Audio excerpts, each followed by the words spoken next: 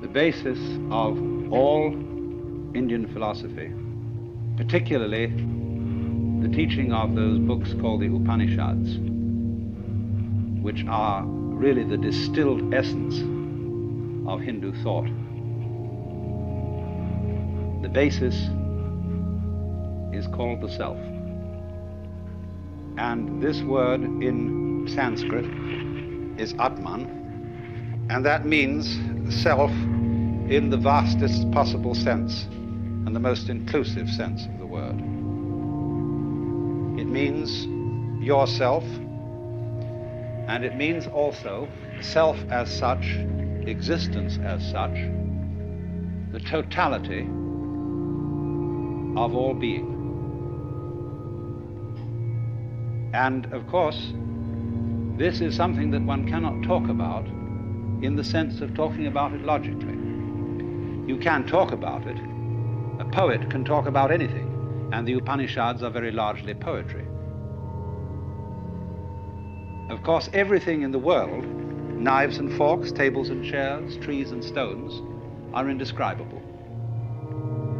Korzybski referred to the physical world as the unspeakable world, which was really rather a funny name, because it has two edges. It's, of course, something you can't say anything about, that is to say, it is ineffable, but it's unspeakable also in the sense of the word meaning something taboo.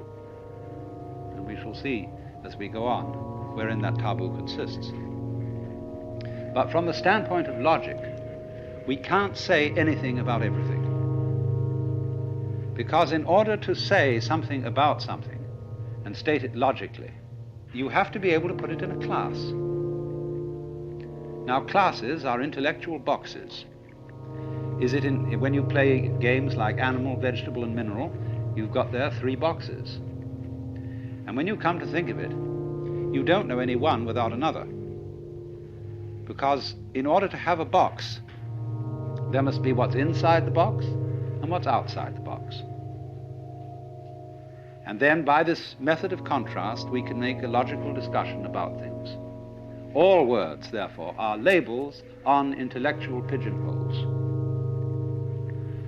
But then, when you come to what fundamentally is, then you're without a box, and you can't talk logically. Of course, you can distinguish is from is not, but only in a very limited way, as I can say, I have a pen in my left hand, I do not have a pen in my right hand. And from this we abstract the idea of to be and not to be, is and isn't. But when we consider being with a capital B, this includes not only such ises as celestial bodies, but also such isn'ts as the space that encompasses them. And these two go together, as we shall see in more detail as the time goes on. But now, a perfectly logical person would therefore say that the notion of the self, the Atman, as the fundamental reality in which everything else exists, is meaningless. And of course, from a logical point of view, it is. But at the same time, just because something cannot be put into a logical category does not indicate that it isn't real. The self, you see, bears somewhat the same relationship to the world as the diaphragm of the speaker in this radio bears to the music you've just been hearing. None of the music was about the diaphragm, and nobody said anything about there being a diaphragm. The diaphragm as such didn't come into the picture, and yet it was everything in the picture. All those different noises were vibrations of this thin film of metal. So also with your eardrum, so also with the apparatus of your eyes. So one might ask then, just as you say, well, what is it on? What is the music on? Is it on tape? Is it on a speaker? Is it on a drum? Whatever the variations may be, we can ask the question, what are you all on? What is all this on? And the Hindus answer, it's on the self. Like we say, this one's on me.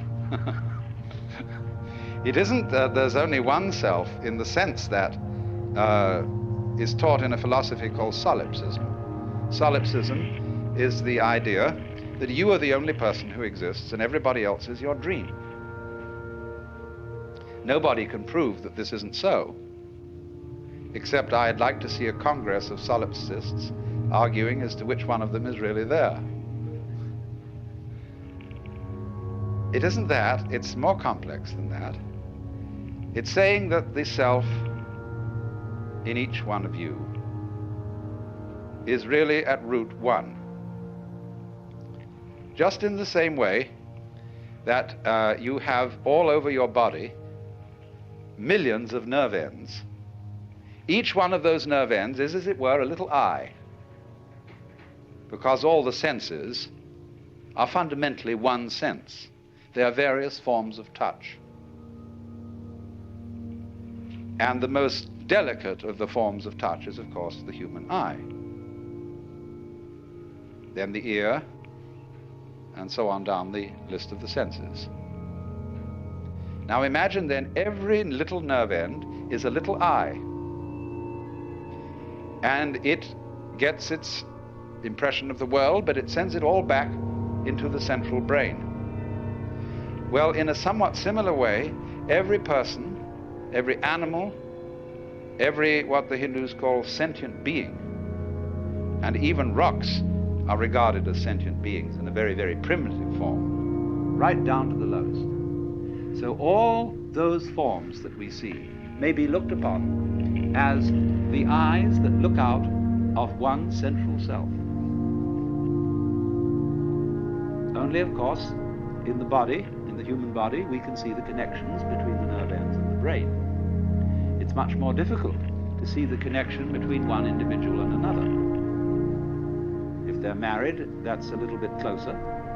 But just all us human beings rattling around, we're not even rooted to the ground like trees. And therefore it's very easy for us to form the impression that I am only what is inside my bag of skin. And that myself is a different self from yourself. And we're all, therefore, fundamentally disconnected. And so your apparent disconnection, the fact that you are not tied to other people with umbilical cords or some kind of wiring that gives you one mind, nevertheless, we do have one mind. In the sense that, for example, all of us turn out to be approximately the same shape. 2 eyes, 2 nostrils, a mouth, 2 hands, 2 legs, and so on. A haiku poem, Japanese haiku, says 100 gourds from the mind of one vine. And so it is with people. And so it is with everything in the world. That's just from a purely physical point of view. But going yet deeper, we find that